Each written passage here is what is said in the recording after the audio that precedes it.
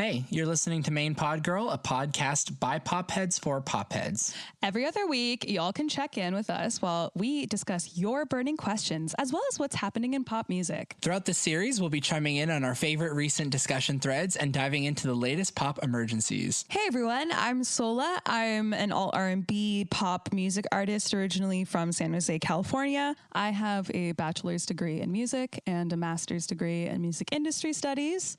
And now that I'm a cute little graduate, I spend my days podcasting and making music for myself and other artists around the world. Okay, enough about me. AJ, who even are you? What's up? I'm AJ Marks. I'm a pop rock artist and songwriter. I've been on stage playing shows around the world since I was 10. Got a bachelor's degree in songwriting, even set a Guinness World Record with my music. But now, because of COVID, I'm staying put at home discussing pop music. Our guests today are mods of the sub, Carlie and Edrick. Hi, everyone. Hey, what's good, everyone? Thank you so much for joining us. So, Edrick, what's your experience with Popheads? I've spent the better half of my youth as a Popheads mod. Nice. And Carlie, how long have you been on Popheads? I joined when Taylor Swift released Reputation, which is, as always, the starting moment of my Popheads career. And I've been modding on and off for 2 years, basically. Nice. And so today we're talking about the Grammys. Dun, dun, dun. So our first section of this podcast, we'll be talking about Grammy nominations, which are coming out, November 24th? Yeah. Mm-hmm. We're going to go over the main 4 categories and talk about who we would want to be nominated, talk about our predictions of who's going to get nominated.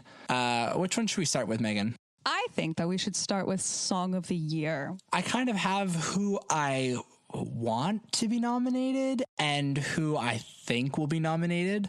But let's start with some of the top contenders. So there's Post Malone's Circles. Love that. How do we feel about Circles? It's basically been such a big song for like a literal year that I feel like it has to be nominated. And they like Posty too, the Grammys. They do love him. They've nominated his album for Album of the Year before. They've gotten him to perform.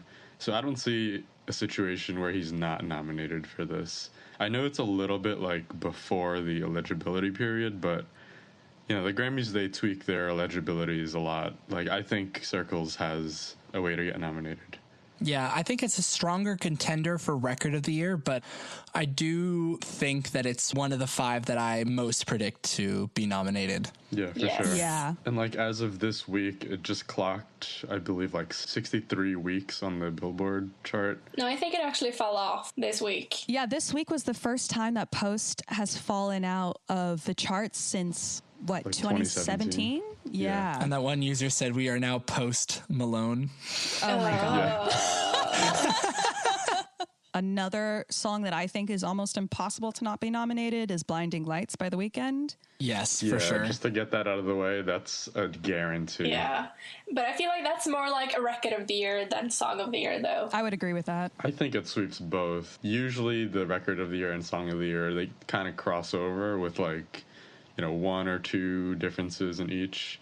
And I know there's a fundamental difference between the categories, but they tend to nominate most of the same songs for both.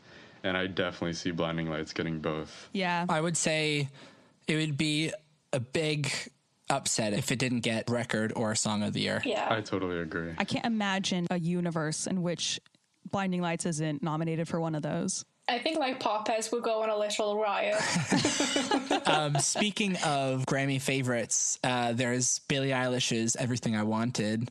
Of course, she won all 4 of the main categories last year. I just find this so fascinating. I find her so fascinating, and the song itself, how it's written, it's not like a standard pop structure, so it surprises me. I was just surprised as to how huge it was. Yeah. I think it has a good chance of getting nominated for both Song and Record of the Year, but I think I would pick it, and I would also place my bets on it getting Song of the Year in terms of nominations, just because I think its strength is really in the lyrics and the structure of it. I think it's very existential, which is like Billie's whole vibe. But I think it would just be a miss to call it a Record of the Year just because it has like little to none production. Yeah, which is the point. It helps the song. Yeah. But I think whereas like Bad Guy was an obvious record of the year contender last year, Everything I Wanted I don't think makes sense necessarily for record of the year.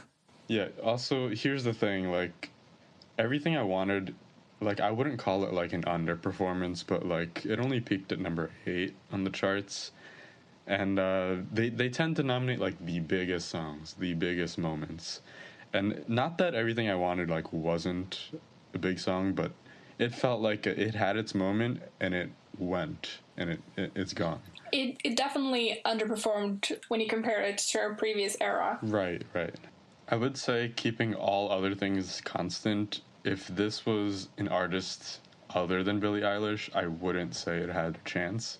But since it is Billie Eilish and we saw how much they favored her, I think it has a chance at Song of the Year. I totally would agree with that. If it was anyone else, it wouldn't work. I would say Song of the Year is probably between Blinding Lights and Everything I Wanted. That's fascinating. I would put it between Blinding Lights and Circles. But can we talk about another moment of the year with Maren Morris's The Bones? Oh. It did have a moment for country music. Yeah. Even though it's not really a country song. It surprises me because I think it's a cool metaphor, but I don't think the melodies are as strong as I wanted them to be, but I think it also could be a grower. Oh yeah, I love the song very much, but I really like Maren Morris and Hosier. Yeah, same. This one I think is again more suited for Song of the Year than Record of the Year. Yeah, I agree. I think it would have had a better shot at Song of the Year before Taylor Swift released Cardigan. I think the people who would have voted in The Bones will rather vote in Cardigan. That's very possible, yeah. Yeah, or if they're both nominated for Song of the Year, the vote will be split for sure. Yeah. Should we get the whole Taylor folklore stuff out? Let's get that out of the way. Yeah, I'm ready to defend her, but also drag her. Go all out.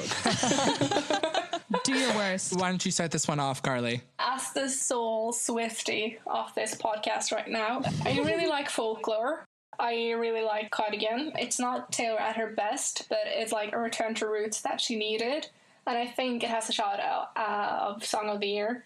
Not Record of the Year, though. But I really just hope she doesn't get nominated for Album of the Year, just because it would be such a bad thing for her to win it 3 times over more deserving black men. Not this year, you know? It would be yikes. It does kind of cross into Album of the Year territory, and we'll get into that later, but I do think it's a shoo-in for Album of the Year in terms of nominations. Yeah. I really want to mention Adore You by Harry Styles, because I think that's also a contender for both Song of the Year and Record of the Year. I agree. It's such a good song. I literally cannot resist the chorus. I have to sing along to it. I cannot not sing when it comes on and smile. So for me, that's like one where I go, yes, please be nominated. Yeah, I have a big soft spot for Harry Styles' Adore You. But yeah, Adore You was definitely like a massive hit. I definitely think it gets nominated. I don't think there's such a thing as Grammy bait, like there is Oscar bait. But if there was such thing as Grammy bait, I think Harry falls right into that. Oh, definitely. I mean, he made like a rockish album, like a rockish album that they can feel good about voting for someone younger and relevant. Yeah, exactly. I feel like Adore You would be my pick for Song of the Year, but I feel like it's more likely going to be recognized as one of the Record of the Year nominees. Oh, I feel differently. I feel like Adore You is much more of a shoo-in for Song of the Year, whilst Watermelon Sugar is more of a Record of the Year. Yes, I would agree, but he apparently only submitted Adore You for Song and Record of the Year. Very stupid. I'm constantly disappointed in men and what they do. I think that it will be nominated for both.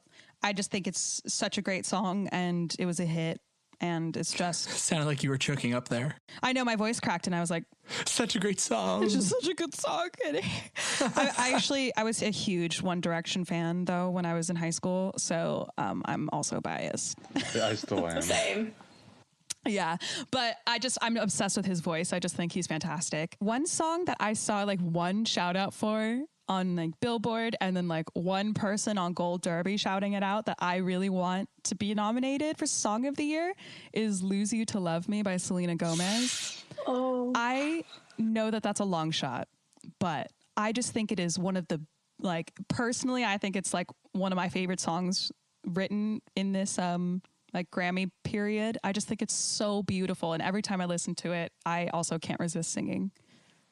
I feel exactly opposite, because I feel like it's such it beats you over the head with like the idea of the song. I think it has a bit of that like Julia Michaels magic. I don't know if I love the recording as much as I like the song. Would that be Selena's first? Yeah, it would be her first nomination. I think one that we haven't spoken about that I haven't really seen anywhere be mentioned other than Gold Derby, I Can't Breathe by her, I think is very, very powerful. Yeah, definitely. And just such a good song.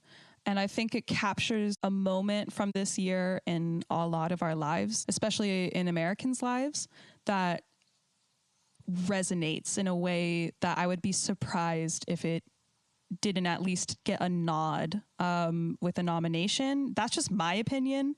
Another option could be The Bigger Picture by Lil Baby, but I think I Can't Breathe is stronger. Yeah, I think they're both really strong contenders, but I think out of the two, I Can't Breathe is more likely to get nominated. I'll just always be biased with her because, you know, we're both Filipino. Also, like, the Grammys are biased towards her, too. Like, how many has it been? Like 9 or 10 nominations in the past 2 or 3 years? I think she has a good shot, specifically just because she is a Grammys favorite. And then there's Don't Start Now. I feel like that's more record of the year than it is song of the year material. Yeah, definitely. Yeah, two more highlights of song of the year that I've seen spoken about. One is Gaslighter by the Chicks, and another is Shamika by Fiona Apple. I feel like Gaslighter is struggling from like the same problem of like being too literal. Yeah, I do like the concept though. I don't love the song because I'm just not as much of like a Jack Antonoff head as I know a lot of Popheads are, but I don't know, like it's one of those songs where it's like I don't know if I can pass judgment because I don't know if I've gotten into it as much, but I do think the concept's good. It is quite literal. I grew up watching one of their live albums on DVD with my dad, so I love them personally, and I was actually not very impressed with Gaslighter. It was more of a grower. The first time I heard it, I was kind of disappointed. It just was like, oh, this is a country song. It's nice. You know, it's not like biting in the way that I was hoping, actually. I would second that the Chicks are an amazing live band, but I don't think Gaslighter really hits the mark that their previous albums do. However, I've spent like hours and hours of quarantine like discussing Grammy nominations on the Popheads Discord. And a lot of people seem to think the Chicks and Gaslighter have somewhat of a chance. And it's possible, like, the Grammys do like the Chicks, and it would be a bit of a statement to nominate them. The same with Shamika. A lot of people seem to have Shamika on their lists in the Discord and I guess on Gold Derby. I would love Shamika to be nominated. I don't know if a single song would grab enough attention for like a main category like this. I would also like to see The Box nominated for Song of the Year. Absolutely. Just because I think the melody is extremely catchy and addictive, and it's clever because it's kind of all over the place in the best way. I just don't know. I don't think it's as strong as a lot of the other songs that we've spoken about for Song of the Year. Yeah, it's much more like a record of the year than a song of the year anyways. If it was up to me, I think I would like just give The Box the win like right away. This is a song I've been quoting in my head and like out loud for the past like year, and I don't know, Roddy Ricch just has a star quality to him, I think. Agreed. And the Grammys kind of acknowledged that when they gave him like 2 wins last year for like a feature he did on a Nipsey Hussle song.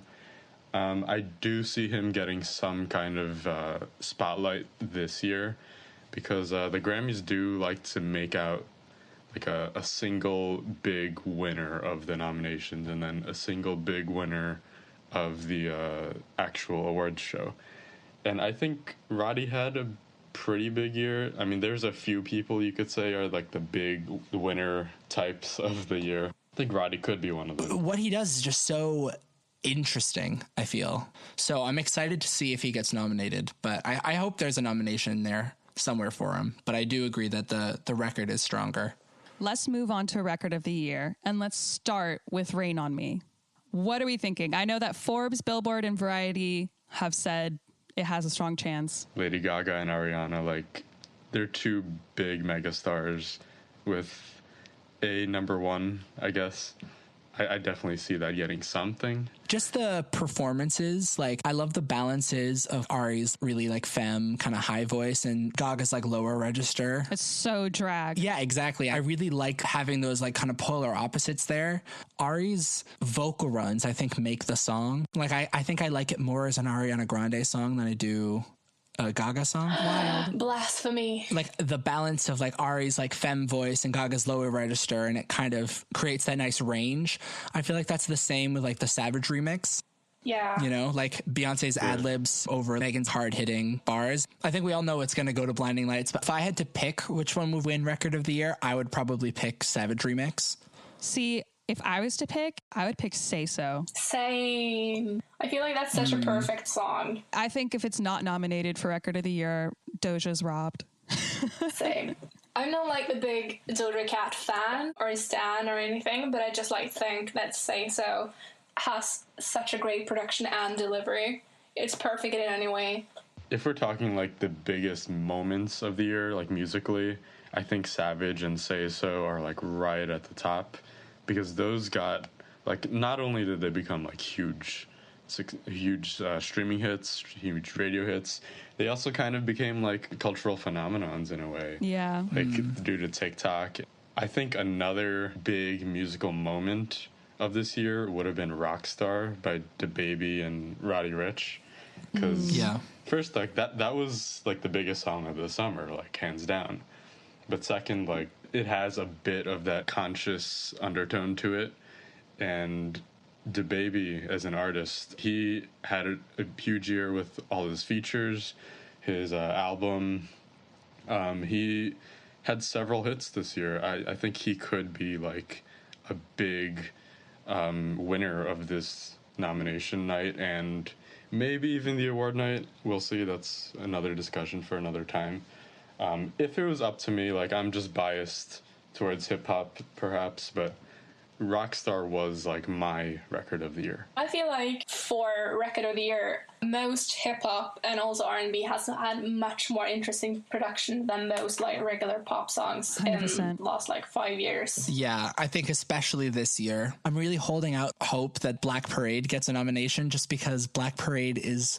Oh my God. Black Parade's probably like my second favorite Beyonce song. Oh, wow. It made me warm listening to it. When I put it on, I was like, oh, fuck.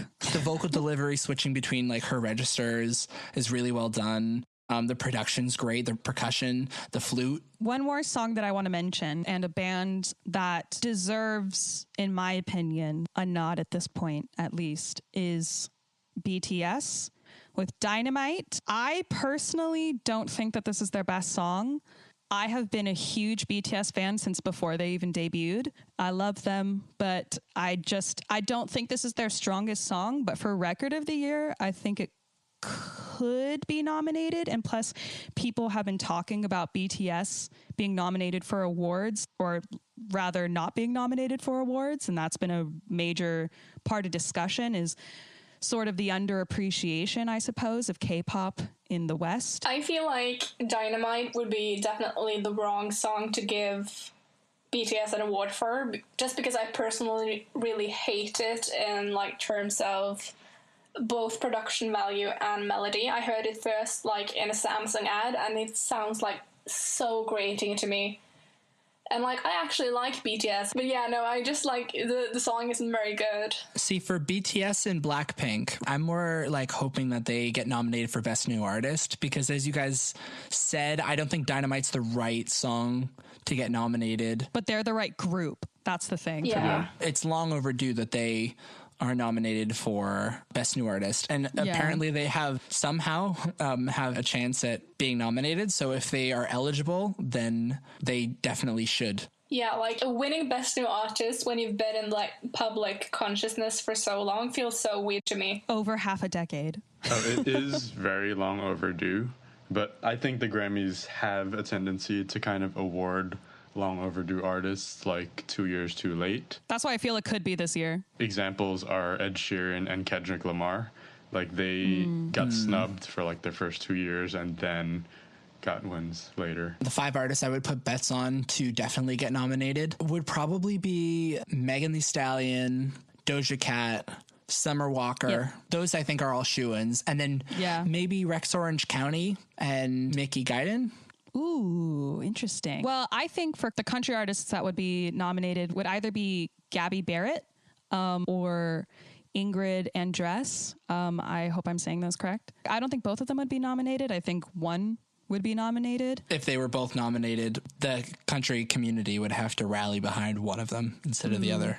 For me, instead of Rex Orange County, I replaced Rex Orange County because initially I would have agreed with you, but I replaced Rex with Phoebe Bridgers. Oh, yeah. Yeah, I see Phoebe getting it. Yeah, I think she's more likely to clinch it than Rex. I feel like also Rex has been like... He's been around for so long. Yeah. Yeah. He's not like exactly new. Also, his album wasn't as well received as Phoebe Bridgers' album was, because her album was like universally acclaimed. People are like in love with it if they know her. I'm just holding out for Rina to get nominated.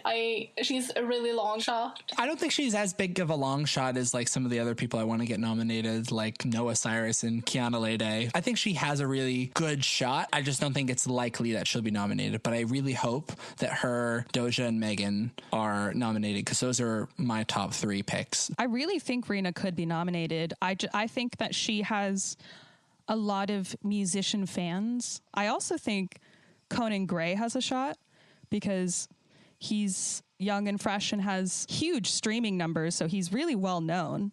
It wouldn't be like some random nomination. I've been surprised at how popular he is. Yeah, he's much more like Gen Z, like actual Gen Z, than like 20-plus-year-olds. I don't know if he has that crossover appeal to Grammy voters, but I wouldn't rule it out.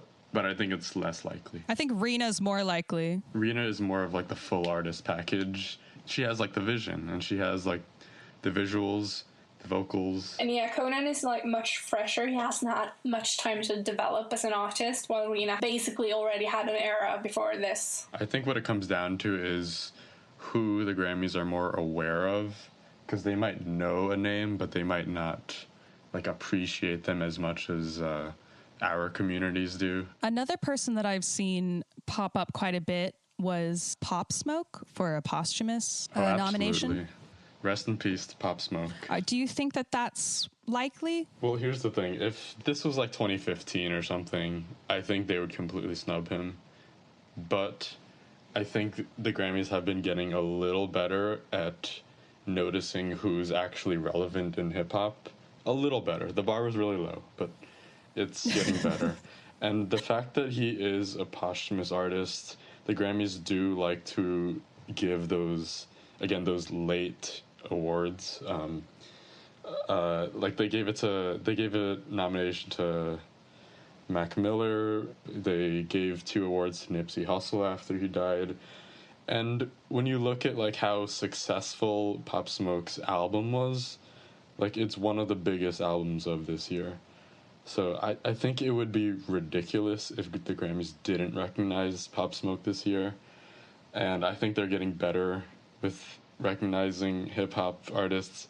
So I see him definitely getting some kind of nomination. Well, that takes us to our last category, Album of the Year. Yeah. Yes. So with Album of the Year, I don't really have a horse in this race. I actually surprisingly care about this one the least because I feel like all my favorite albums from this year, there's no way that they're getting nominated. Same.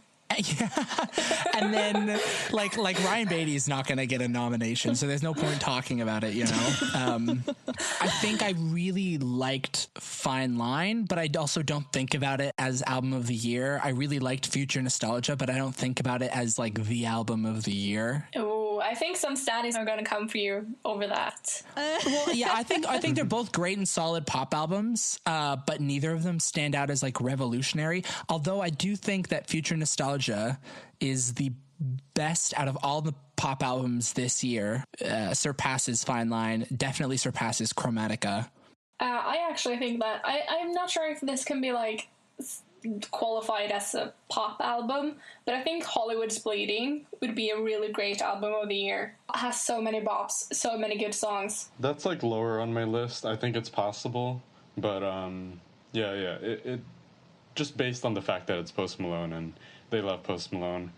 Because he didn't really have any like big songs from it other than Circles. That's why I'm kind of on the edge. Well, yeah, I would say Sunflower and Wow were pretty big as well, though. I think like I would want Please Excuse Me for Being Antisocial, the Roddy album. I think that would be my ideal album of the year, only because like I love the way that he moves his vocal tone around and he sounds like three different people on the same song, and the beats are all really solid, and I'm just like a total sucker for dry vocals without like tons of reverb. So I think this album speaks to me. I think it'd be a really great album of the year. I think it'd be a great way to wrap up Roddy's 2020, even though the award ceremony's in 2021. I'm also rooting for Fiona Apple a little bit here. I was going to say, I think a lot of people are rooting for Fiona Apple. What about After Hours? For sure, that's number one. Has to be nominated. That's gonna win, honestly. I feel like it's between After Hours and Folklore on which it's going to win, and I think we know which one we want to win.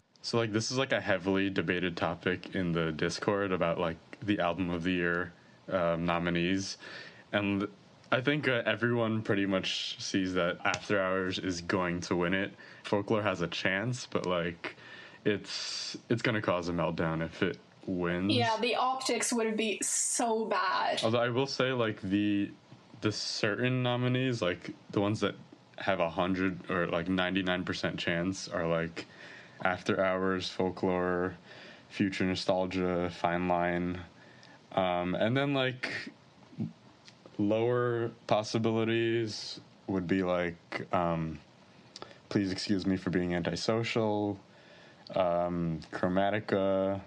And then there's like 2 or 3 like outliers, like indie albums. Every year there's like one. Yeah, I feel like FKA Twigs should get a nomination. I really hope so. I mean, I've also seen talked about quite a bit the Highway Women. Yes, The High Women? Oh, sorry, the High Women. The Highway Women. You're thinking of the Highway Men. Oh my God, that's so funny. No, but their The name High comes with Women. the Highway Men. Yes, that's why I said it.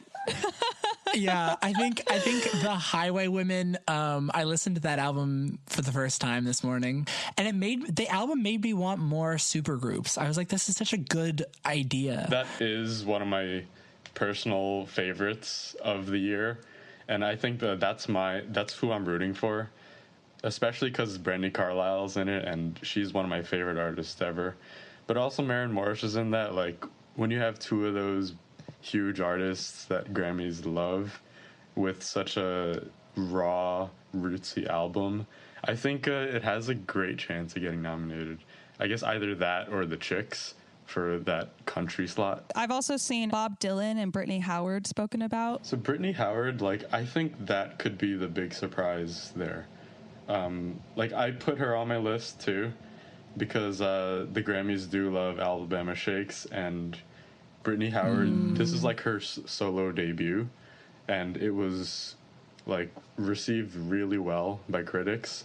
And when you look at the genre, like again, like I don't know if there's such a thing as Grammy bait, but her album kind of falls into that. Anything else we want to bring up before we move on to our top 5? I mean, I know this is never going to happen, but Hot Pink by Doja Cat. I was about to say that would be a really cool nomination, but very much a long shot. Yeah, not gonna happen. It would be cool to see such a girly album be nominated for album of the Wouldn't year. it? I would It'd love be like that. the girliest album since Teenage Dream. It's a bit of a long shot, but I could see it happening. Like not that a lot of people would be happy about it, except for maybe Megan.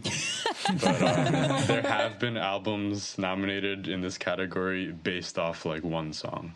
Lil Nas X. Right. What are the chances that Chromatica gets a nomination?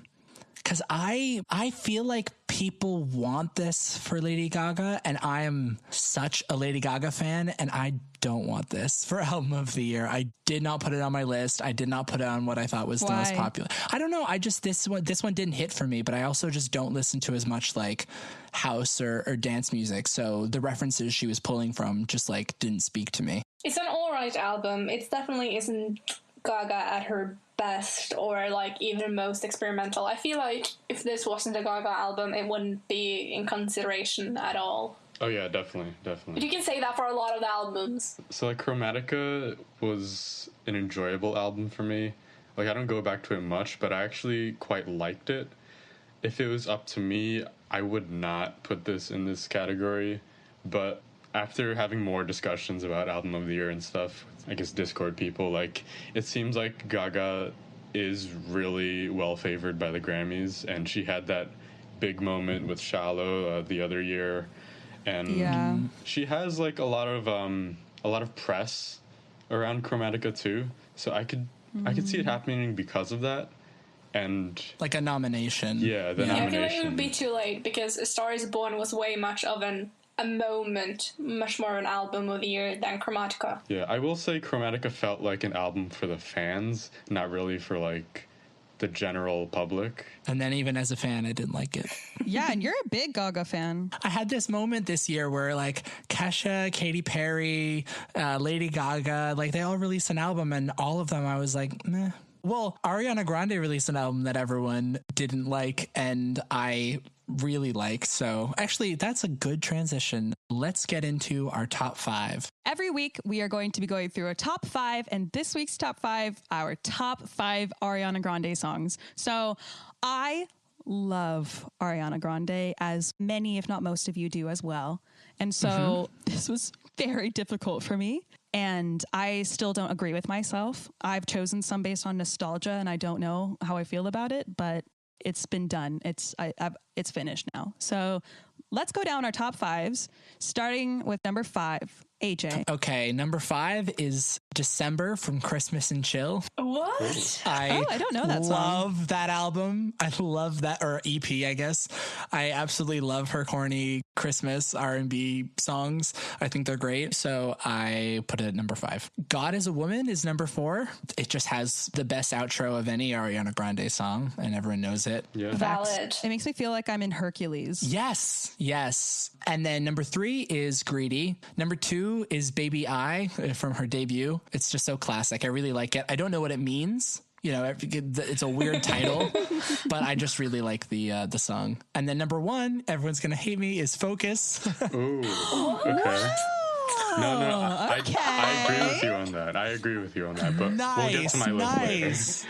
Everyone said it was like a problem ripoff, and in a lot of ways it was just kind of copying the formula of Problem, but I just thought it did it better, in my opinion, whereas Problem has gotten really dated for me. I just can't really listen to it anymore because I just don't like it that much. I think I listen back to Focus and it feels fresh as ever, and that music video is unreal. I think the saxophones make Problem sound dated, but like the trumpets and Focus, they keep it fresh. Yeah, exactly. All right, Edrick, let's go to your top 5. Okay, full disclaimer that this is all very biased from me.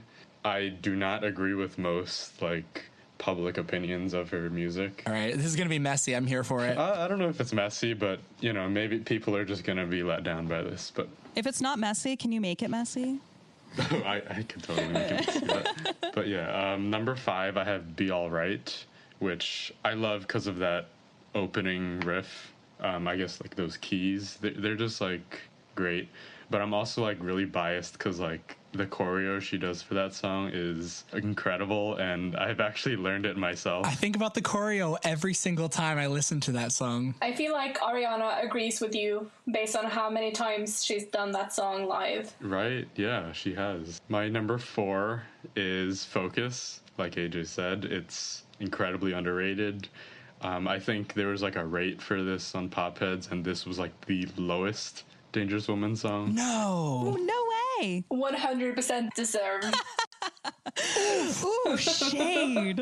My number 3 is a totally mainstream local pick. It's The Way. Ooh, which I just found out was written by Jordan Sparks. I did not know that. What? Wow. And I'm also like just a sucker for the sample. They sample one of my favorite Big Pun songs, and Mac Miller even like throws in a line from that, and like that's all I needed. Like it's on constant replay for me sometimes. My number 2 is New Better Forever Boy. Ooh. I really love how cinematic it feels, and it's just like 2 parts of an amazing closer for the album, I guess. My number 1, it's One Last Time. Such a good song. It's a great song, and it just makes me feel so nostalgic. It has that really nocturnal, down-tempo feel to it, while also being super catchy. And it feels pretty personal. I mean, I know she didn't write it, but it feels personal. So, for me, I have bad taste. Welcome to the Don't we club. all? Love it.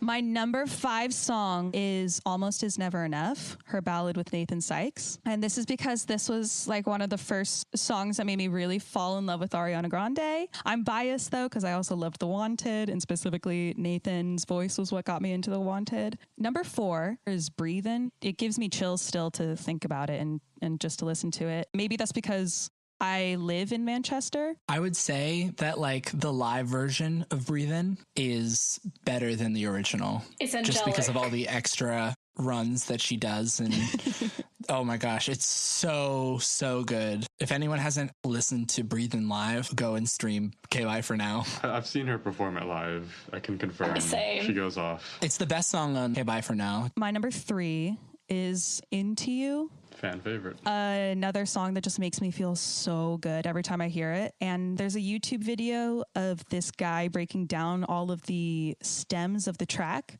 and discussing Max Martin's production of it. It's the coolest fucking video. It's the coolest fucking video. My number 2 song is Thank You Next. And probably because that came out around the time that I was going through a breakup, and so I really connected with it. And then my number 1 is God Is a Woman, and that's just because it's Fair. God is a woman. So I don't think I need to defend myself on that one. No. Carlie, what's yours? At my number 5, I have New Better Forever Boy, just because of that angelic transition from New Better to Forever Boy. It's just like perfect. Talk about a beat switch up. It ties the songs together perfectly. And at number 4, I have NASA, just because it's such a huge bop. I should have put NASA on my list. Yeah, it's such a bop. At number 3, I have God Is a Woman. Nice. The build throughout is so good. Also, I love a bit of blasphemy, so I'm so here for it. At number 2, I have the biggest bop that Ari has ever made, which is Break Up With Your Girlfriend. I'm bored. Oh, yes, such a bop. Yes. But like, Break Up With Your Girlfriend is such... It doesn't have any meaning, and that what makes me love it. I just want to like slut drop to it. I feel like that's a hot take. I can't feel like I can slut drop to Breathe In, so... No. I mean, you can technically, but wouldn't be It's very nice. disrespectful. Yeah. But at number 1, my favorite Ari song is Moonlight from Dangerous Woman. Fair. It's just like, it's everything I love about Ari's voice, and it's so beautiful and magical and loving. It makes me feel like I'm being held in like a giant blanket by somebody I love. Classic doo-wop Ari. Yes. Thank you both so much for joining us. Yeah, and I can't wait until the noms are revealed. Maybe we'll do another episode going over the noms. I'm excited for it. It's been a pleasure. Thanks, everybody, for listening to the first episode of Main Pod Girl. And if you're listening to this on Reddit, you can find a comment at the top of the thread that has all of our Album of the Year, Record of the Year, Song of the Year, and Best New Artist ideal picks. So these are the artists, albums, and songs that we would ideally like to win. Yeah, stay tuned. The nominations go live to the public on the 24th of November. And let us know what you think in the comments below. And let us know your top 5 Ariana songs. We will be back soon with another episode. In the meantime, let us know what you would like to hear us cover on this podcast. See you next time.